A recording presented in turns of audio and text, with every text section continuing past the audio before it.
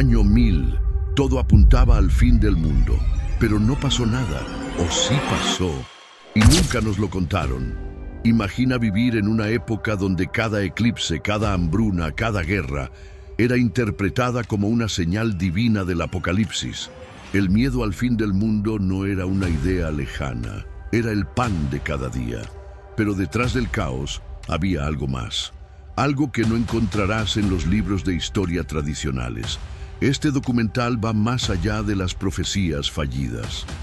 Vamos a desenterrar los verdaderos miedos, los intereses ocultos del poder y las estrategias que reescribieron la historia en plena Edad Media. Y lo más inquietante, es posible que el año 1000 ni siquiera haya existido. ¿Qué sentirías si creyeras que el mundo terminará mañana? Imagina despertar una mañana del año 999, cuando los primeros rayos del sol atraviesan las rendijas de tu humilde cabaña de madera.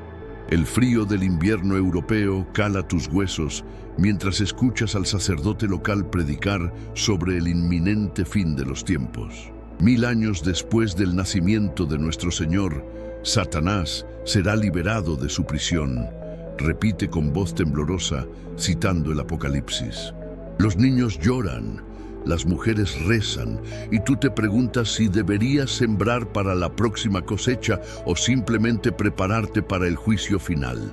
Este era el dilema que muchos podrían haber enfrentado mientras el primer milenio llegaba a su fin. El mito del terror del año 1000 ha fascinado a generaciones. Nos han contado que Europa entera se paralizó, que las iglesias se llenaron de fieles aterrorizados, que campos enteros quedaron sin sembrar porque ¿para qué trabajar si el mundo estaba a punto de acabarse? Sin embargo, como señala un reciente artículo de La Vanguardia, 2017, esta narrativa dramática podría ser más ficción que realidad, una historia romantizada creada siglos después para ilustrar la supuesta ignorancia y superstición de la Edad Media. La realidad es mucho más compleja y fascinante. Los documentos de la época rara vez mencionan un pánico generalizado, y muchos de los relatos sobre multitudes aterrorizadas provienen de historiadores del siglo XIX, no de testigos contemporáneos. Como sugiere La mente es maravillosa, 2022. Aunque existían creencias apocalípticas, estas convivían con la continuidad de la vida cotidiana.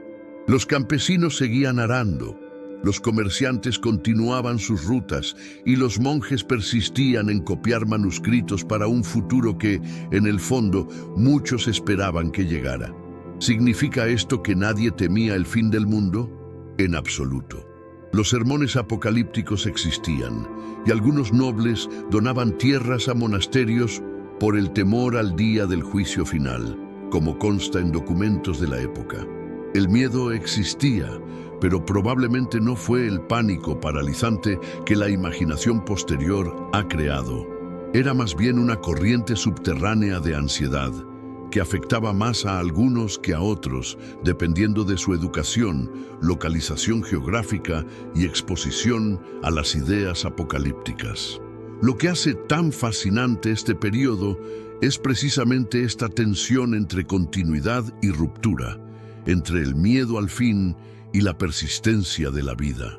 Para entender realmente lo que sucedió, debemos sumergirnos en el mundo del año 1000, un mundo mucho más complejo, conectado y dinámico de lo que solemos imaginar. Un mundo donde el fin podía estar cerca, pero la vida, obstinadamente, continuaba. El sol del año 1000 no solo iluminaba las catedrales en construcción de Europa, sino que brillaba sobre un mundo sorprendentemente interconectado. Mientras en España un comerciante judío negociaba con seda traída desde China, en el puerto de Zanzíbar un marinero árabe descargaba especias destinadas a mercados lejanos, y en Teotihuacán un sacerdote maya observaba las estrellas para predecir el futuro. Contrario a la imagen de aislamiento que solemos tener de esta época, el mundo del año 1000 era una red vibrante de conexiones comerciales, culturales y religiosas que atravesaban continentes enteros. La BBC News Mundo 2020 nos revela un dato fascinante. Arqueólogos han encontrado cerámicas chinas en la costa oriental de África y restos de chocolate maya en Nuevo México. Estos descubrimientos nos hablan de rutas comerciales que cubrían distancias impensables para la época, conectando civilizaciones que supuestamente vivían en mundos separados. La población global alcanzaba ya los 250 millones de habitantes, distribuidos en ciudades, pueblos y aldeas a lo largo de 5 continentes, cada uno con sus propias creencias sobre el tiempo, el fin del mundo y el significado del cambio de milenio. En este vasto escenario, Europa estaba lejos de ser el centro del mundo. El Califato Islámico de Córdoba deslumbraba con bibliotecas que albergaban cientos de miles de volúmenes, mientras Bagdad se consolidaba como un centro intelectual donde matemáticos como Al-Karaji desarrollaban conceptos algebraicos revolucionarios. Al otro lado del mundo, la dinastía Song, en China, inventaba el papel moneda y perfeccionaba la pólvora.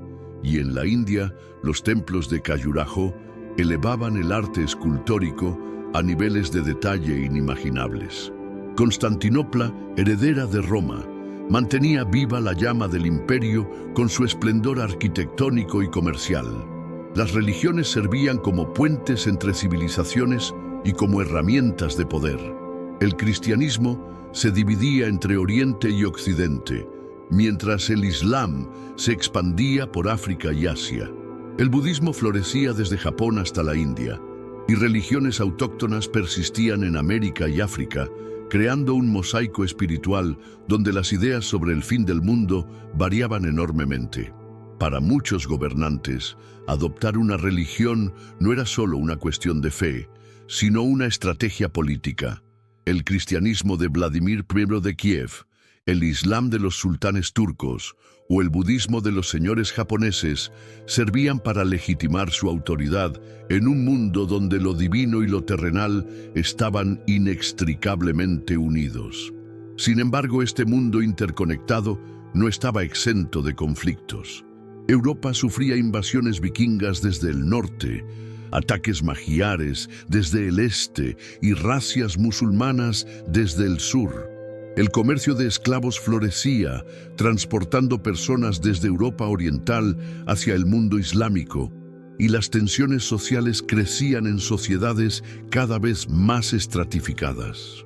En este contexto turbulento, no es sorprendente que muchos interpretaran los conflictos como señales del fin de los tiempos, especialmente en una Europa que se sentía asediada por fuerzas externas que parecían confirmar las profecías apocalípticas que resonaban en iglesias y monasterios. La campana de un monasterio benedictino resuena al amanecer en la Normandía medieval, llamando a los monjes a la oración mientras piensan en el inminente milenio cristiano. A miles de kilómetros, un astrólogo chino de la dinastía Song observa las estrellas, calculando ciclos celestes que nada tienen que ver con el nacimiento de Cristo. En Delhi, un sabio hindú contempla el Kali Yuga, una era de oscuridad que durará 432.000 años. Y en Tenochtitlán, un sacerdote azteca prepara un ritual para el final de un ciclo calendárico de 52 años. El año 1000 cristiano, que tanta significación tenía para Europa, pasaba completamente desapercibido en la mayor parte del mundo, donde otras concepciones del tiempo y el apocalipsis dominaban el pensamiento colectivo. La concepción lineal del tiempo que predominaba en el cristianismo, con un principio, la creación, y un final, el juicio, contrastaba dramáticamente con la visión cíclica que prevalecía en muchas otras culturas. Para los hindúes, el universo pasaba por ciclos de creación y destrucción, llamados kalpas, cada uno durando 4.320 millones de años. Los mayas habían desarrollado un sofisticado calendario que medía ciclos de diferentes duraciones, donde el fin de un ciclo no significaba el fin del mundo, sino simplemente el comienzo de otro. Estas visiones cíclicas ofrecían una perspectiva más serena ante los cambios temporales.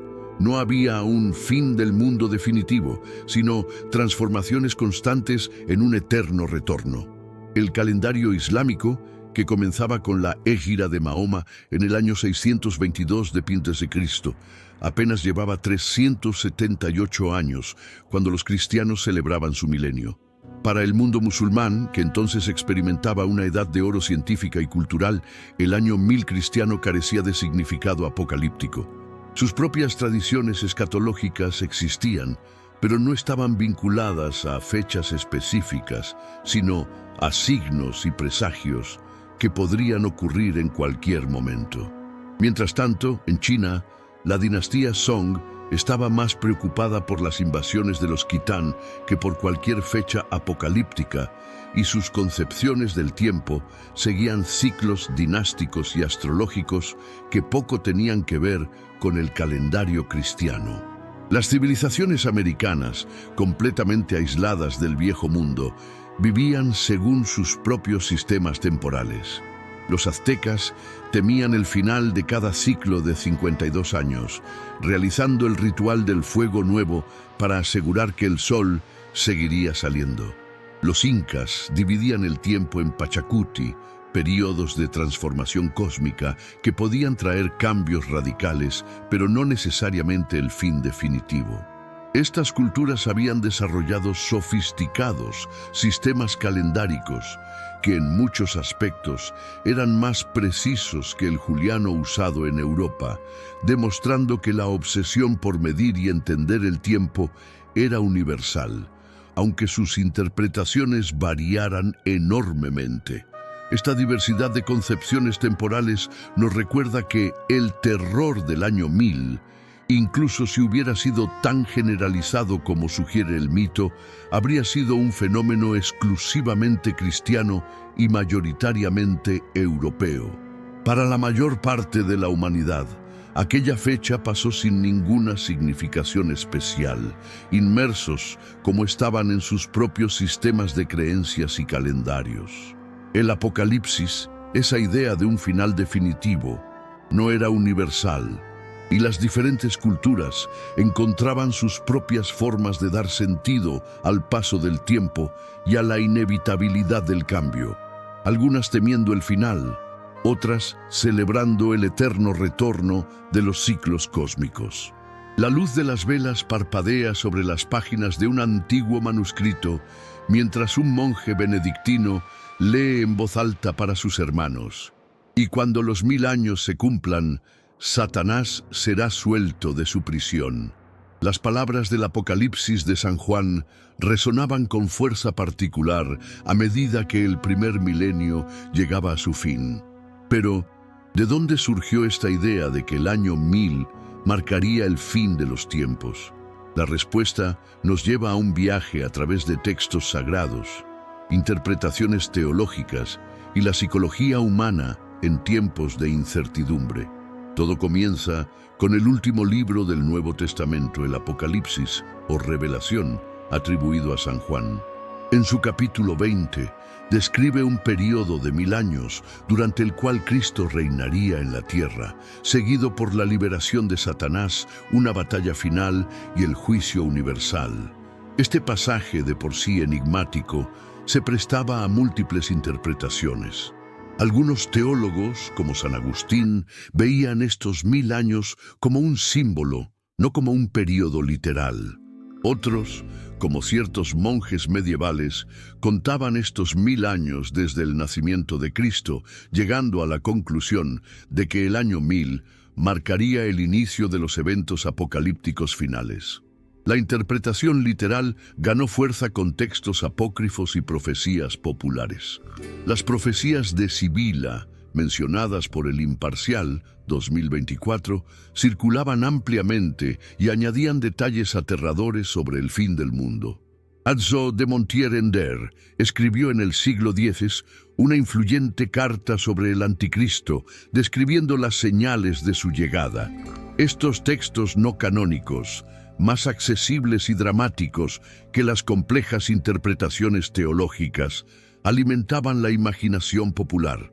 La expectativa apocalíptica se intensificaba con cada desastre natural, cada eclipse o cada invasión extranjera. Los manuscritos iluminados jugaron un papel crucial en la difusión de estas ideas. Los comentarios al Apocalipsis de Beato de Liébana, producidos en monasterios españoles entre los siglos VIII y XII, contenían vívidas ilustraciones del fin del mundo. Bestias de 7 cabezas, ángeles derramando copas de ira, la nueva Jerusalén descendiendo del cielo. Estas imágenes, mostradas ocasionalmente a los fieles, tenían un impacto emocional que las palabras solas no podían lograr. Para una población mayoritariamente analfabeta, estas representaciones visuales del Apocalipsis quedaban grabadas en la memoria colectiva, creando una iconografía del terror que perduraría por siglos. Sin embargo, es importante entender que estas creencias apocalípticas no eran exclusivas del año 1000. El milenarismo, la creencia en un reino de 1000 años que precedería al fin del mundo, ha resurgido constantemente a lo largo de la historia cristiana. Desde los montanistas del siglo II hasta los anabaptistas del siglo XVI, pasando por múltiples movimientos medievales, la expectativa de un inminente fin del mundo ha sido una constante en la historia religiosa.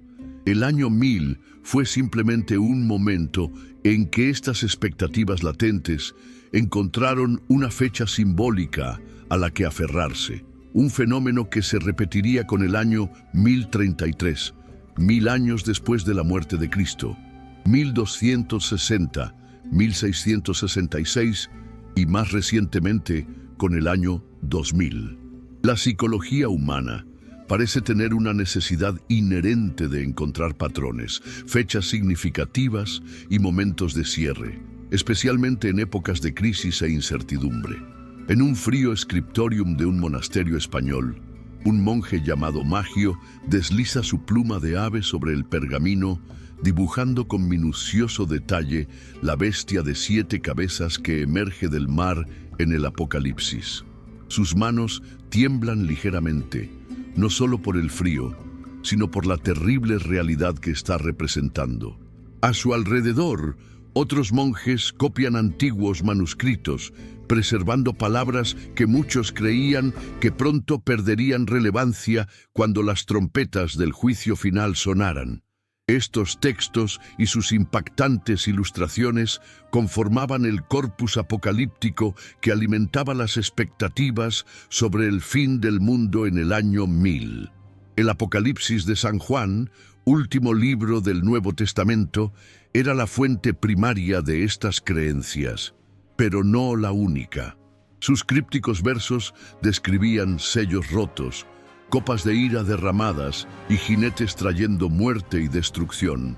Particularmente influyente era el pasaje que menciona: «Vi también tronos, y se sentaron sobre ellos los que recibieron facultad de juzgar, y vivieron y reinaron con Cristo 1000 años.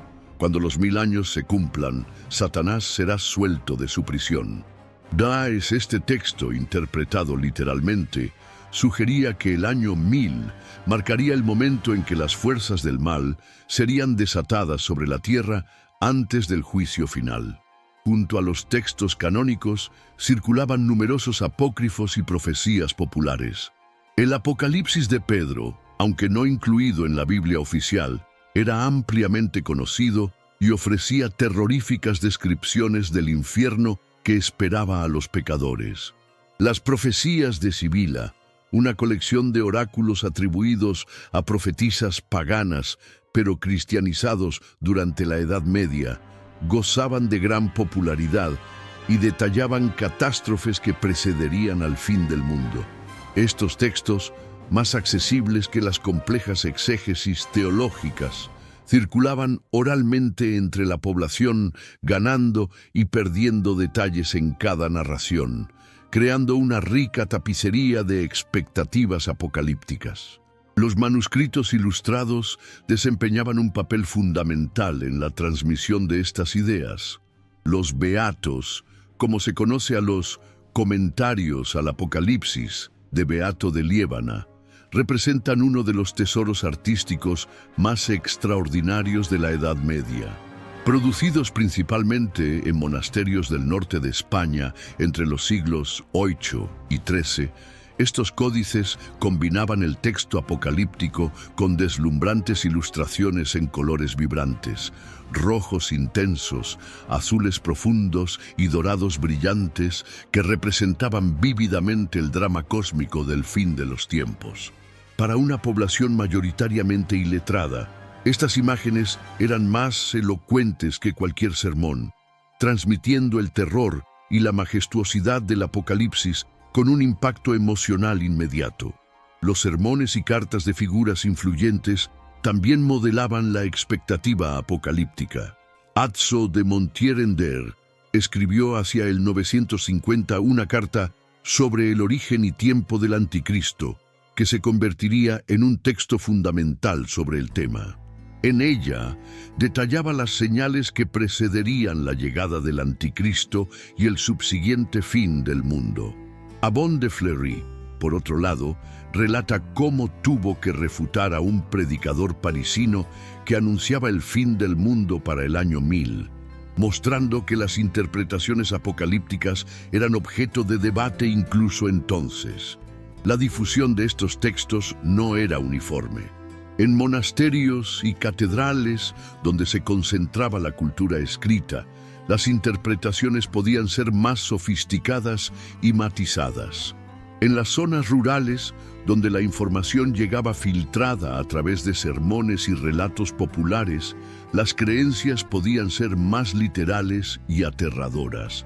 Esta geografía desigual del conocimiento apocalíptico explica, en parte, por qué el terror del año 1000 parece haber afectado de manera muy distinta a diferentes regiones y estratos sociales.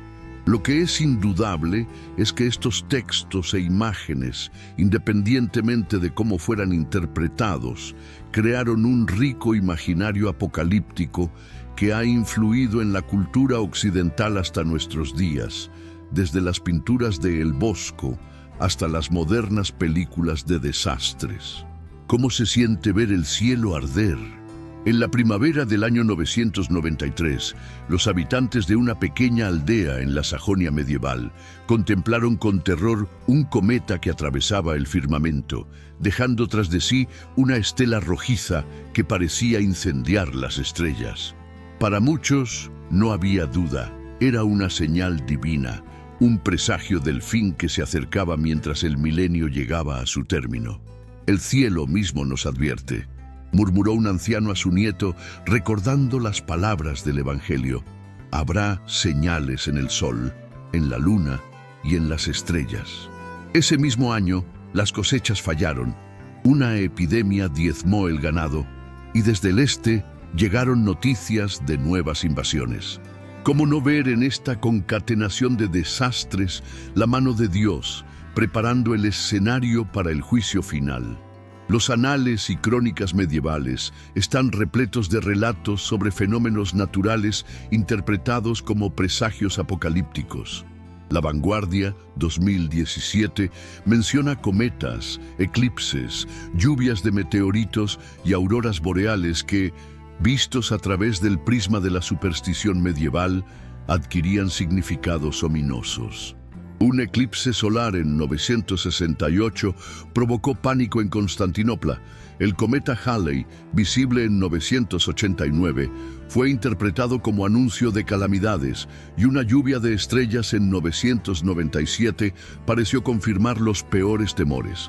La astronomía medieval, con su limitada capacidad para explicar estos fenómenos, dejaba un amplio espacio para interpretaciones sobrenaturales, especialmente cuando estos eventos celestes coincidían con las expectativas apocalípticas que crecían a medida que se acercaba el año 1000. A estos signos celestes se sumaban calamidades terrenales que parecían confirmar la inminencia del fin. Invasiones magiares asolaban Hungría y partes de Alemania. Vikingos saqueaban monasterios en Inglaterra e Irlanda, y fuerzas musulmanas atacaban reinos cristianos. El califa fatimida al-Hakim destruyó el Santo Sepulcro en Jerusalén, mientras Almanzor saqueaba Santiago de Compostela en 997, llevándose las campanas de la catedral como trofeo. Como señala La mente es maravillosa, 2022, estos ataques contra símbolos sagrados del cristianismo encajaban perfectamente con las profecías sobre la persecución que precedería al fin del mundo, reforzando la sensación de que se vivían tiempos apocalípticos. Hambrunas, epidemias y fenómenos meteorológicos extremos completaban este cuadro de desolación. Las crónicas registran inviernos excepcionalmente duros, seguidos por veranos de sequía, inundaciones que arrasaban aldeas enteras y epidemias que diezmaban poblaciones ya debilitadas por la malnutrición. Un monje de Saint-Germain-des-Prés escribió: «Vi los cielos negarse a dar lluvia y la tierra reseca negarse a dar fruto. Los niños morían en los brazos de sus madres y los fuertes caían junto a los débiles». Estas calamidades, que hoy explicaríamos como consecuencias de variaciones climáticas o brotes infecciosos, eran interpretadas entonces como manifestaciones de la ira divina, castigando a una humanidad pecadora antes del juicio final. Sin embargo, no todos los cronistas vinculaban estos desastres con el fin del mundo. Algunos los registraban sin comentarios apocalípticos, preocupados más por sus efectos inmediatos que por su significado escatológico. Otros, especialmente aquellos influidos por interpretaciones agustinianas, veían estos eventos como pruebas enviadas por Dios para fortalecer la fe de los creyentes, no como presagios del fin. Esta diversidad de interpretaciones refleja la complejidad del pensamiento medieval, que no se puede reducir a una simple caricatura de superstición y credulidad. Como en toda época, coexistían diferentes niveles de sofisticación intelectual, desde el campesino analfabeto que veía demonios en cada tormenta, hasta el erudito que podía ofrecer explicaciones más matizadas de los mismos fenómenos, revelando una sociedad mucho más rica y diversa en su aproximación al supuesto fin del mundo de lo que tradicionalmente se ha reconocido. La luna llena ilumina el patio de piedra donde Ibn al-Haytham, en la Basora del año 1000, ajusta cuidadosamente su astrolabio de latón. A miles de kilómetros, en el observatorio de Kaifeng, el astrónomo chino Zhou Keming registra meticulosamente la posición de Venus, mientras que en un monasterio de Reichenau, el monje Germanus Contractus construye un rudimentario modelo mecánico del sistema solar. En estos 3 puntos distantes del globo, hombres de ciencia contemplan el mismo cielo con herramientas y tradiciones distintas, pero unidos por una misma curiosidad por desentrañar los misterios del cosmos. Lejos de ser una edad oscura de superstición, el año 1000 marca un momento fascinante en la historia de la ciencia, especialmente de la astronomía. El mundo islámico lideraba entonces la revolución científica medieval. En Bagdad, Cairo y Córdoba, observatorios equipados con instrumentos de precisión como astrolabios, cuadrantes y esferas armilares permitían mediciones astronómicas de asombrosa exactitud. Al-Biruni, polímata persa, calculaba la circunferencia de la Tierra con un error de apenas 16 kilómetros respecto a los valores actuales. Ibn Yunus, en Egipto, compilaba tablas astronómicas de inigualable precisión. mientras Ibn al-Haytham sentaba las bases de la óptica moderna con sus estudios sobre la luz. Estos científicos no veían contradicción entre su fe religiosa y su investigación racional. Para ellos, estudiar las estrellas era una forma de admirar la perfección de la creación divina. En China, la tradición astronómica tenía ya milenios de antigüedad. La dinastía Song mantenía un buró astronómico imperial que registraba sistemáticamente eventos celestes, incluida la supernova del año 1006, la más brillante jamás documentada. Los astrónomos chinos habían desarrollado complejos calendarios que combinaban los ciclos solares y lunares, y sus registros de eclipses, cometas y manchas solares constituyen algunas de las series de datos científicos más largas y precisas de la historia. A diferencia de Occidente, donde los fenómenos celestes inusuales se interpretaban frecuentemente como presagios apocalípticos, en China se veían principalmente como señales relacionadas con el mandato del cielo y la legitimidad del emperador, dentro de una concepción cíclica del tiempo que no contemplaba un fin del mundo definitivo. Europa occidental, aunque menos avanzada científicamente que el mundo islámico o China, no estaba sumida en la completa ignorancia que a menudo se le atribuye. En monasterios como Reichenau, San Gall o Monte Cassino, monjes eruditos estudiaban los textos astronómicos de Ptolomeo y Boecio. Construían esferas celestes y calculaban las fechas de Pascua mediante complejos cómputos. Gerberto de Aurillac, luego Papa Silvestre II, educado en España donde había absorbido conocimientos islámicos, introdujo el astrolabio en Europa y construyó globos celestes mecánicos. Estos monjes científicos representaban una tradición racional que coexistía con las interpretaciones más supersticiosas de los fenómenos celestes, mostrando la diversidad intelectual de la época. Esta dualidad de interpretaciones, científica y apocalíptica, se evidencia en cómo se percibían fenómenos como eclipses o cometas. Mientras el campesino medio podía ver en un eclipse una señal del fin del mundo, un monje educado en un scriptorium podía reconocerlo como un evento natural predecible. El cometa Halley, visible en 989, provocó tanto terror supersticioso como observaciones científicas.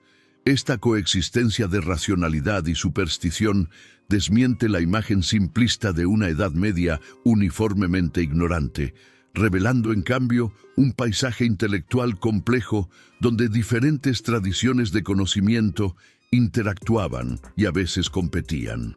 El estado de la ciencia en el año 1000 refleja, en muchos sentidos, la diversidad global de aquel mundo.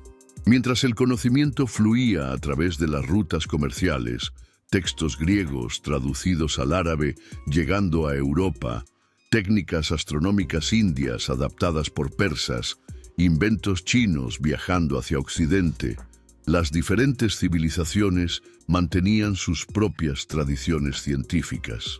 Esta diversidad de aproximaciones al conocimiento del cosmos subraya una verdad fundamental.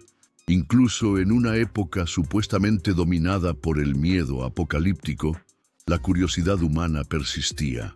Mientras algunos miraban al cielo buscando señales del fin, otros lo contemplaban con admiración científica, midiendo, calculando y teorizando sobre un universo que, lejos de estar a punto de terminar, apenas comenzaba a revelarse ante la mente humana. El pergamino amarillento cruje bajo los dedos del archivero mientras despliega cuidadosamente una carta escrita hace más de 1000 años. A mi hermano en Cristo, Adalberto, comienza el texto en un latín conciso. Te escribo mientras el milenio llega a su fin, no sabiendo si estas palabras encontrarán tus ojos o si antes seremos todos llamados ante el trono del juicio. La carta, redactada por un monje anónimo en el otoño del 999, representa uno de los escasos testimonios directos que nos permiten escuchar las auténticas voces de quienes vivieron aquella época de supuesta ansiedad apocalíptica. A través de estos fragmentos, cartas, crónicas, testamentos y documentos legales, podemos atisbar la mentalidad de personas reales ante la posibilidad del fin del mundo. Las crónicas monásticas ofrecen algunas de las visiones más detalladas de la época. Raúl Glaber, monje de Cluny, que escribió poco después del año 1000, registra que, cuando se acercaba el tercer año después del año 1000, se vieron en casi toda la tierra, pero especialmente en Italia y en las Galias, reconstruir las basílicas de las iglesias. Este pasaje, frecuentemente citado como evidencia de un despertar tras el alivio de haber sobrevivido al año apocalíptico, muestra la compleja relación entre expectativas milenaristas y actividad constructiva. Otras crónicas, como la de Thietmar de Merseburg o los Anales de Quedlinburg, mencionan fenómenos naturales extraordinarios y conflictos bélicos, pero rara vez los vinculan explícitamente con el fin del milenio, sugiriendo que la conciencia apocalíptica no era tan universal como se ha supuesto.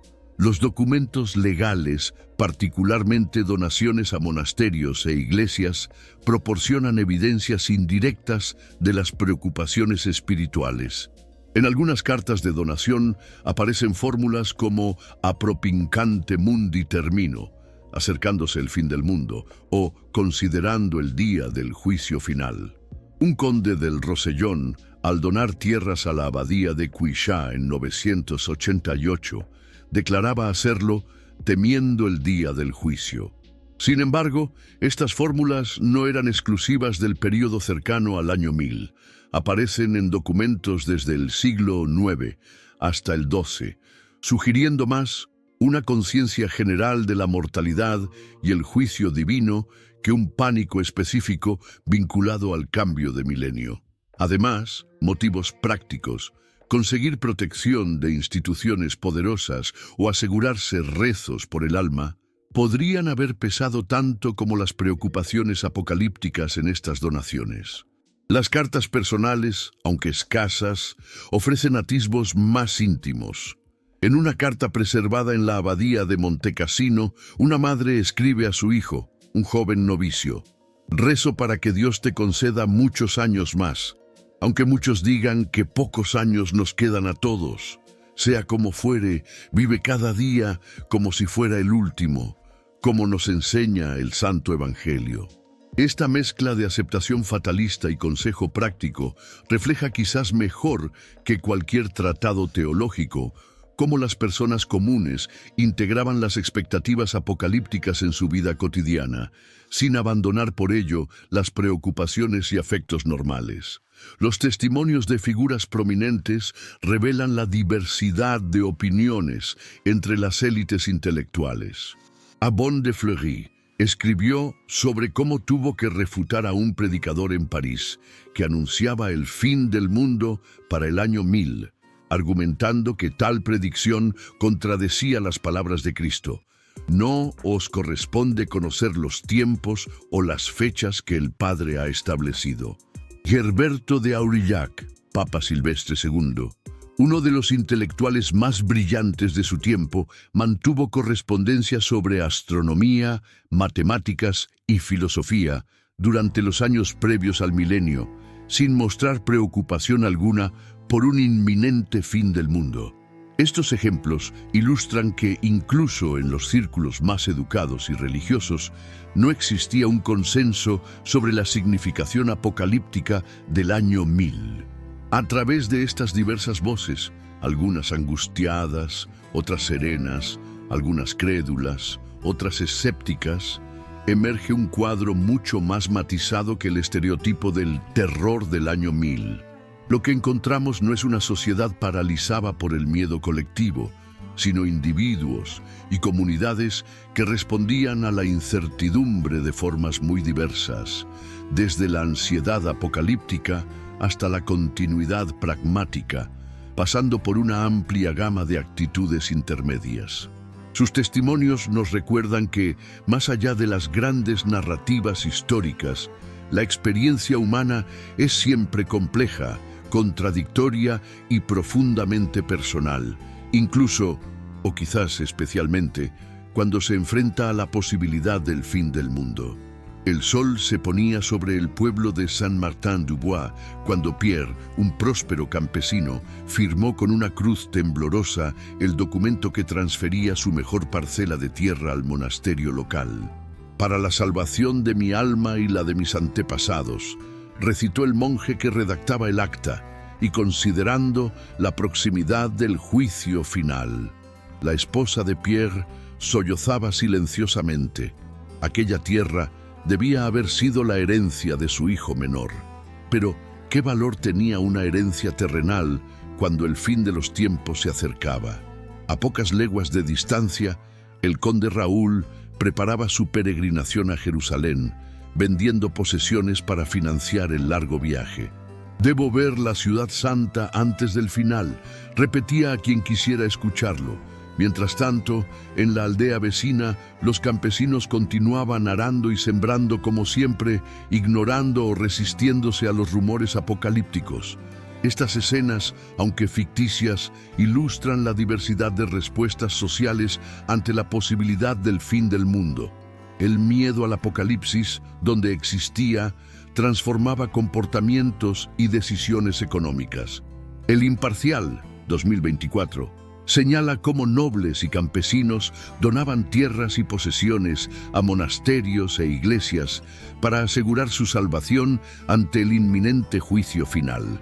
Estas donaciones, documentadas en cartularios monásticos, se incrementaron en algunas regiones durante las décadas previas al año 1000, aunque es difícil determinar si respondían específicamente al miedo milenarista o a la piedad general de la época. Lo cierto es que estas transferencias de propiedad reforzaron el poder económico de la Iglesia, acelerando cambios en la estructura de propiedad que tendrían consecuencias duraderas, mucho después de que la fecha apocalíptica hubiera pasado sin incidentes. Las peregrinaciones, tanto a santuarios locales como a destinos lejanos como Roma, Santiago de Compostela o Jerusalén, experimentaron un auge notable. Algunos peregrinos buscaban indulgencias y perdón ante el inminente juicio. Otros querían visitar lugares santos antes de que el mundo terminara. Y muchos veían el sacrificio del viaje como una forma de penitencia para purificar sus almas. Este incremento en la movilidad religiosa tuvo importantes consecuencias. Estimuló el comercio a lo largo de las rutas de peregrinación, facilitó el intercambio cultural entre regiones distantes y contribuyó a una cierta internacionalización de la experiencia religiosa europea, creando redes de solidaridad y comunicación que trascendían fronteras políticas. No todos respondieron con acciones religiosas. Algunos documentos sugieren comportamientos que podríamos llamar hedonistas, personas que, convencidas de la inminencia del fin, abandonaban sus responsabilidades para entregarse a placeres inmediatos. Si mañana moriremos todos, ¿por qué no disfrutar hoy?, razonaban algunos, según relatos de predicadores que condenaban tales actitudes. Otros simplemente caían en la desesperación, abandonando campos sin sembrar o negocios sin atender. Sin embargo, estos casos parecen haber sido minoritarios.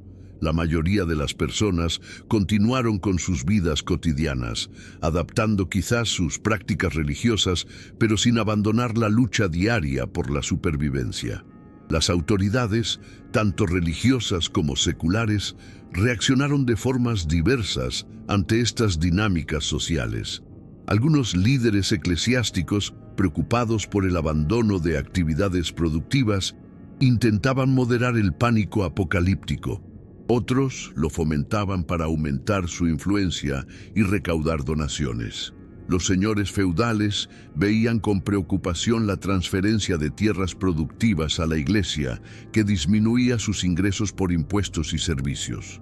En algunas regiones, estas tensiones contribuyeron a la reorganización de las relaciones de poder entre iglesia, nobleza y campesinado, sentando las bases para transformaciones sociales que se desarrollarían plenamente en los siglos siguientes. La diversidad regional en estas respuestas sociales era notable. En zonas como el norte de Francia o el Imperio Germánico, donde la influencia monástica era fuerte, las donaciones piadosas y las expresiones de ansiedad apocalíptica parecen haber sido más comunes. En otras regiones, como partes de Italia o España, donde las preocupaciones inmediatas, invasiones, conflictos locales, supervivencia económica, eran más acuciantes, el miedo al fin del mundo parecía más distante. Esta geografía desigual del pánico milenarista subraya una realidad fundamental. Incluso frente a creencias supuestamente universales como el fin del mundo, las respuestas humanas están profundamente condicionadas por contextos locales, tradiciones culturales específicas y realidades socioeconómicas inmediatas. El terror del año 1000, lejos de ser un fenómeno homogéneo, fue experimentado de formas radicalmente diferentes según dónde y cómo vivía cada persona. Cómo se comporta un mercado cuando sus participantes creen que el mundo está a punto de acabarse. En la plaza del mercado de Limoges, en el otoño del 999, un comerciante de telas negocia ferozmente el precio de sus sedas importadas de Bizancio. A pocos metros, un orfebre vende crucifijos de plata a precios inflados, aprovechando la creciente demanda de objetos religiosos. Mientras tanto, en las afueras de la ciudad, un terrateniente ofrece sus tierras a un precio muy por debajo de su valor, ansioso por convertir propiedades terrenales en seguridad espiritual mediante donaciones a la Iglesia. Esta curiosa economía del fin del mundo, donde algunos bienes se devaluaban mientras otros se encarecían, revela cómo las expectativas apocalípticas, donde existían, transformaban no solo las almas, sino también los bolsillos. Las donaciones piadosas representan el fenómeno económico más documentado de este periodo. Cartularios monásticos de regiones como Cataluña, Borgoña y el Rin muestran un incremento notable en las donaciones de tierras y bienes a instituciones religiosas durante las décadas cercanas al año 1000. La fórmula a propinquante mundi termino, acercándose el fin del mundo, aparece en algunos de estos documentos, sugiriendo una motivación apocalíptica. Sin embargo, un análisis más detallado revela complejidades. Muchas donaciones incluían cláusulas que permitían al donante continuar usufructuando la propiedad durante su vida, o estipulaban que los monjes debían proporcionar apoyo material a sus familiares. Incluso ante la perspectiva del fin, la previsión económica no desaparecía completamente. El mercado inmobiliario experimentó distorsiones significativas en algunas regiones. Tierras que normalmente habrían sido objeto de fierces disputas hereditarias eran cedidas a monasterios. Propiedades vendidas a precios muy por debajo de su valor real. Contratos de arrendamiento a largo plazo abandonados por considerarse irrelevantes ante la inminencia del fin. Estas alteraciones en los patrones normales de propiedad y transmisión de la tierra tuvieron consecuencias duraderas. Contribuyeron a la consolidación de grandes dominios eclesiásticos, modificaron relaciones de poder locales y en algunos casos crearon tensiones que estallarían en conflictos décadas después, cuando pasado el año 1000 sin incidentes, herederos desposeídos intentaron recuperar propiedades donadas por ancestros temerosos del apocalipsis. El comercio de larga distancia muestra patrones contradictorios. Por un lado, algunos mercaderes, convencidos de la inminencia del fin, liquidaban inventarios y abandonaban rutas comerciales establecidas para dedicarse a actividades más piadosas. Por otro, el aumento de peregrinaciones creaba nuevas oportunidades comerciales, hospederías, objetos devotos, reliquias, auténticas o falsificadas, y servicios para peregrinos representaban mercados florecientes. Las ferias establecidas en puntos estratégicos de rutas de peregrinación, como Saint-Denis, cerca de París, o Vézelay, en Borgoña, experimentaron auges notables. Paradójicamente, el miedo al fin del mundo estimulaba ciertos sectores económicos mientras deprimía a otros, creando un paisaje comercial complejo y dinámico. Los registros de precios y salarios de la época, aunque fragmentarios, sugieren fluctuaciones inusuales en algunas regiones. El valor de bienes puramente prácticos, herramientas agrícolas, mobiliario doméstico, ropas cotidianas, tendía a caer en áreas donde las expectativas apocalípticas eran fuertes. Simultáneamente, los objetos religiosos, relicarios, crucifijos, libros de oraciones, alcanzaban precios extraordinarios. La mano de obra para proyectos eclesiásticos se encarecía, mientras artesanos dedicados a lujos mundanos veían decaer su clientela. Estas distorsiones de mercado eran, sin embargo, geográficamente limitadas. En muchas regiones, especialmente aquellas menos expuestas a predicaciones milenaristas o más integradas en redes comerciales internacionales, los patrones económicos mostraban continuidad, no ruptura. La economía monástica, particularmente, floreció en este contexto. Los monasterios no solo recibían donaciones, también actuaban como entidades crediticias, prestando a nobles y campesinos necesitados de liquidez. Algunos monasterios desarrollaron sofisticados sistemas de gestión para administrar propiedades dispersas, introduciendo innovaciones administrativas que sobrevivirían al pánico milenarista. Las abadías de Cluny en Francia, Montecassino en Italia o San Juan de la Peña en España expandieron dramáticamente sus dominios, sentando las bases para el extraordinario poder económico que la orden benedictina ejercería en los siglos siguientes. Este fortalecimiento institucional de la Iglesia representaría uno de los legados económicos más duraderos del período, transformando fundamentalmente las estructuras de propiedad y poder en la Europa medieval. La economía del Apocalipsis revela, en última instancia, la persistente racionalidad económica humana, incluso en contextos aparentemente irracionales.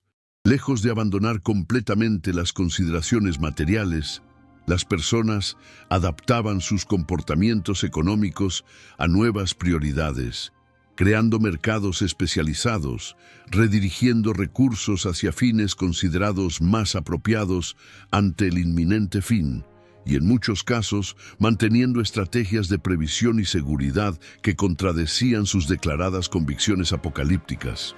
Esta adaptabilidad económica, esta capacidad para reorganizar intercambios y valoraciones en respuesta a nuevas circunstancias, desmiente la imagen de una sociedad completamente paralizada por el terror milenarista, mostrando en cambio una comunidad que, incluso mientras contemplaba el fin del mundo, seguía negociando, calculando y planificando para un futuro que, en el fondo, quizás nunca dejó de creer posible. La voz del obispo Wulfstan resonaba entre las columnas de piedra de la Catedral de York, mientras su sermón sobre el Año del Señor llegaba a su clímax. ¿Acaso no vemos cumplirse las señales que anunció Cristo? Nación se levanta contra nación, hay hambrunas, pestes y terremotos. Algunos fieles sollozaban, otros oraban fervientemente. A 1000 kilómetros de distancia, en la abadía de Fleury, el abad Abon escribía un tratado refutando predicciones apocalípticas, argumentando que nadie podía conocer el momento exacto del fin del mundo. Estas escenas contrastantes ilustran la compleja y a menudo contradictoria posición de la Iglesia medieval frente a las expectativas milenaristas.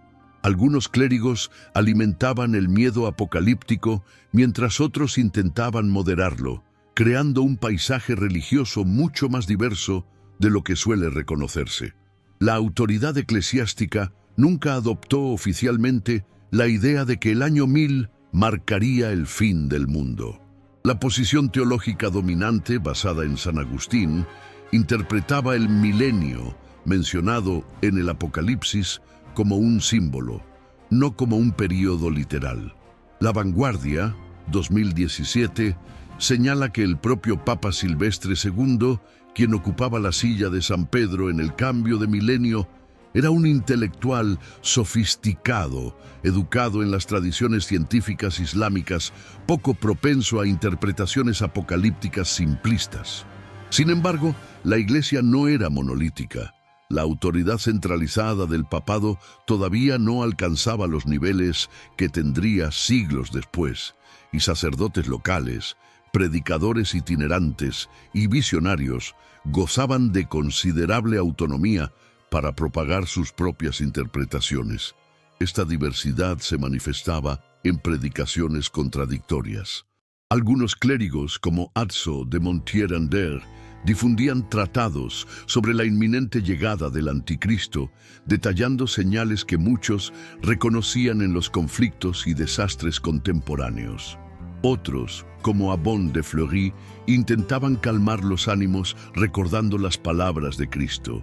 No os corresponde a vosotros conocer los tiempos o las fechas que el Padre ha establecido. En 975, Abbon tuvo que refutar a un predicador parisino que anunciaba el fin del mundo, señalando errores en su interpretación bíblica.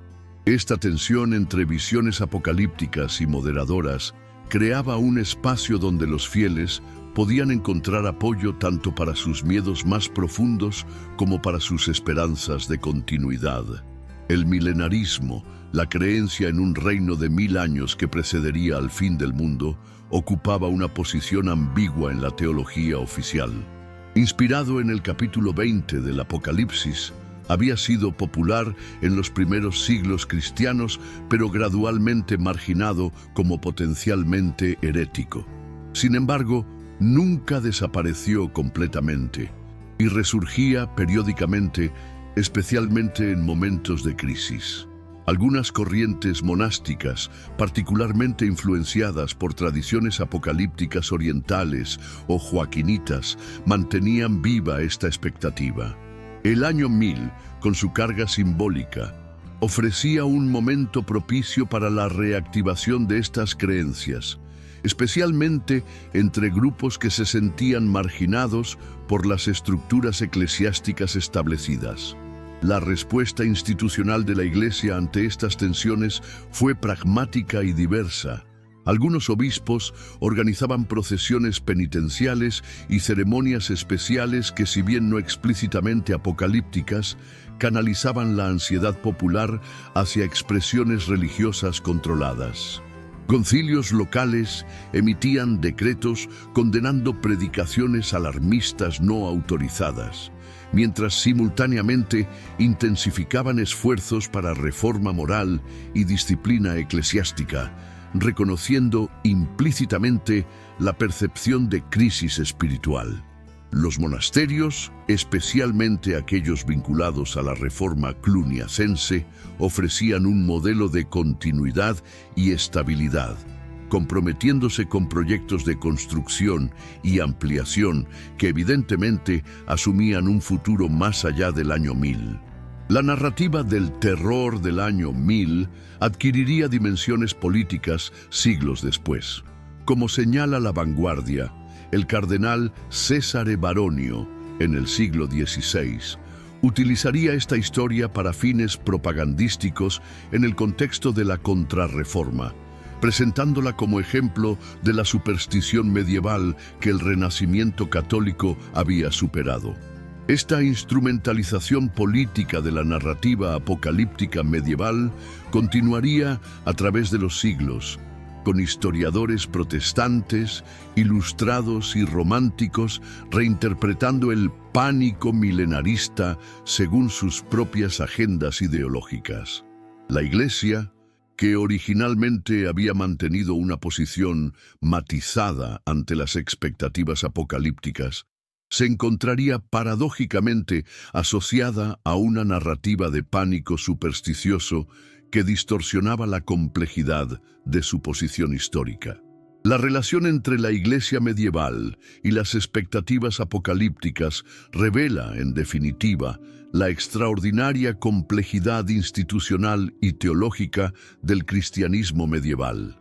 Lejos de presentar un frente unido, ya fuera de pánico o de racionalidad, la Iglesia del año 1000 era un mosaico de voces e interpretaciones, algunas alimentando miedos apocalípticos, otras moderándolos, la mayoría navegando pragmáticamente entre ambos extremos.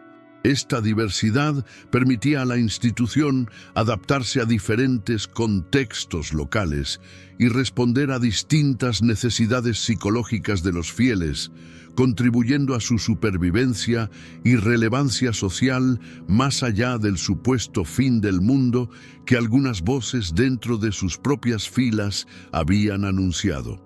La primera luz del amanecer del 1 de enero del año 1000 se filtraba por los vitrales de la Catedral de Maguncia.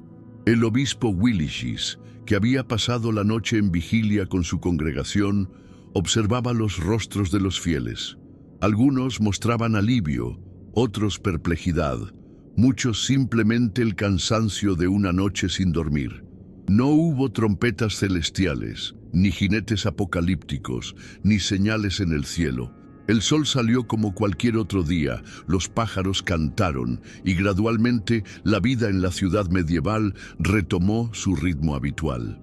Escenas similares se repitieron en catedrales, iglesias y monasterios a lo largo de Europa. El tan temido o esperado fin del mundo no había llegado. ¿Qué sucedió realmente en el año 1000 cuando el apocalipsis anunciado no se materializó? Lo primero que debemos entender es que el paso al año 1000 no fue tan definido como podríamos imaginar. La mente es maravillosa 2022 señala que no existía un sistema universal de datación. Diferentes regiones utilizaban distintos calendarios y formas de contar los años. Algunos contaban desde la fundación de Roma, otros desde la Indicción, un ciclo fiscal romano de 15 años, y aunque el sistema Anno Domini, Año del Señor, introducido por Dionisio el Exiguo en el siglo VI, ganaba terreno, su adopción no era uniforme. Además, el cambio de año no se celebraba universalmente el 1 de enero. Dependiendo de la región, podía ser el 25 de marzo, Anunciación, el 25 de diciembre, Navidad o incluso Pascua. Esta diversidad de sistemas significaba que el momento apocalíptico estaba diluido, sin un único día en que todos esperaran simultáneamente el fin. En el ámbito político, el año 1000 marcó importantes transiciones. Hugo Capeto, coronado rey de Francia en 987, consolidaba una nueva dinastía que reinaría durante siglos, transformando la naturaleza de la monarquía francesa. En el Sacro Imperio Romano Germánico, el joven emperador Otón III, imbuido de ideas de renovación imperial y reforma eclesiástica, fortalecía lazos con el papado y soñaba con restablecer la gloria de Roma. En Inglaterra, Etelredo II enfrentaba intensificadas invasiones vikingas que culminarían, décadas después, en la conquista danesa.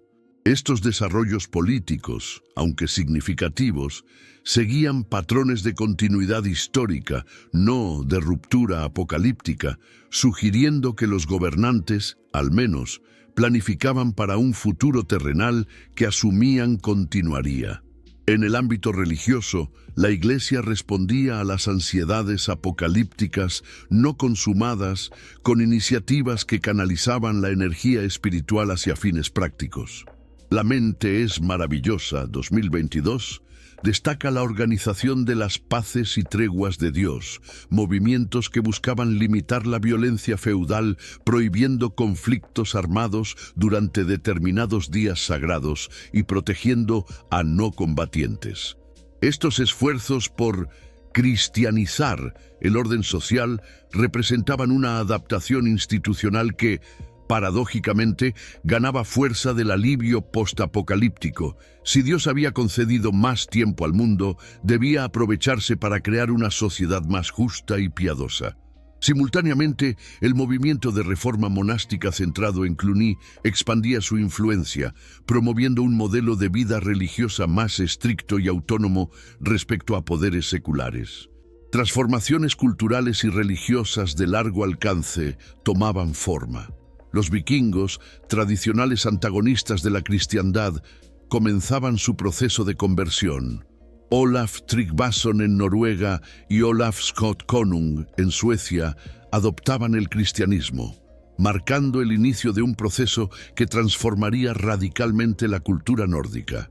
En la península ibérica, la muerte de Almanzor en 1002 señalaba el comienzo del declive del califato omeya, creando un vacío de poder que eventualmente permitiría el avance de los reinos cristianos en la llamada Reconquista.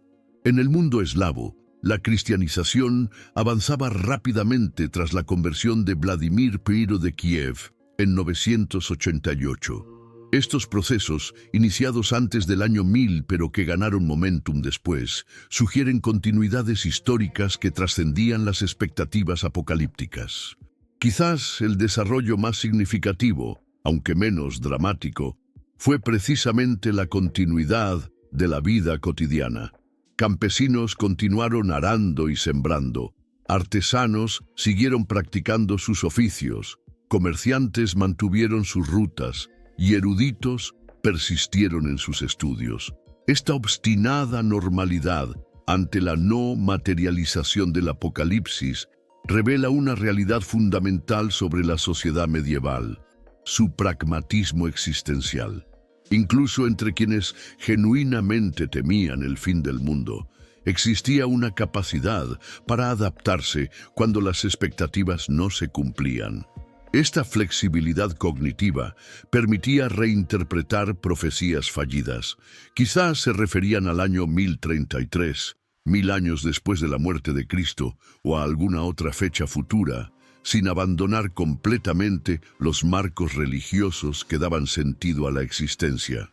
El año 1000, lejos de marcar una ruptura apocalíptica, representa así un momento de transición gradual, donde viejas estructuras comenzaban a transformarse y nuevas dinámicas emergían, no en un cataclismo cósmico, sino en el lento fluir de la historia humana. Lo que realmente sucedió fue quizás menos espectacular que el apocalipsis esperado por algunos, pero no menos significativo. El mundo medieval no terminó, sino que continuó evolucionando, adaptándose y transformándose, sentando las bases para desarrollos que eventualmente llevarían al florecimiento cultural y económico de los siglos XII y XIII. Esta continuidad tenaz ante expectativas de ruptura constituye, en muchos sentidos, el verdadero milagro del año 1000.